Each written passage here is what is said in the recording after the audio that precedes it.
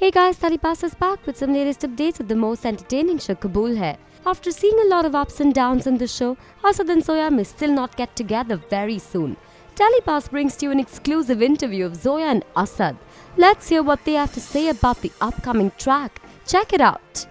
अयान को वाकई में अचानक ही कुछ हो गया है और अब मेरी तो समझ से बाहर है कि क्या हो गया और मुझे ये नहीं समझ में आता कि तभी कुछ क्यों हो जाता है जब मुझे असद के पास जाना होता है। असद से तो मैं मिल ही लूँगी। असद भी अपने भाई को बहुत मोहब्बत करते हैं and he loves Ayaan like anything. Ayaan is like a kid for him.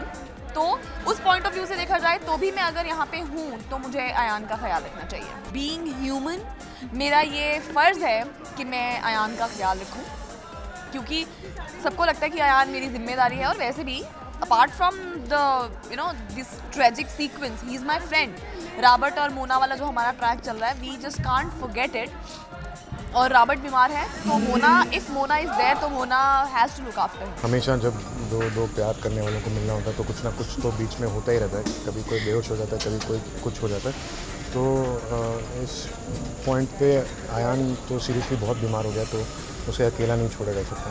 So there is nothing you can do about that. Sequence according to the show अभी जो हम लोग ने शूट किया है वो मैं जोया को पिकअप करने आया हूँ अयान के घर से क्योंकि आज वो दिन है जब वो वापस आने वाली हैं। और अब देखते हैं वो आएंगी या नहीं आएंगी, ये तो हमें पता नहीं है। सर शुरू में तो 6-7 दिन बोला गया था, अभी थोड़ा ज़्यादा हो गया, बट लेट्स सी कितनी देर तक चला सकते हैं हम इस इंतज़ार को। सब लकड़ियाँ इकट्ठी कर ली मैंने, तो केरोसिन भी आ गया।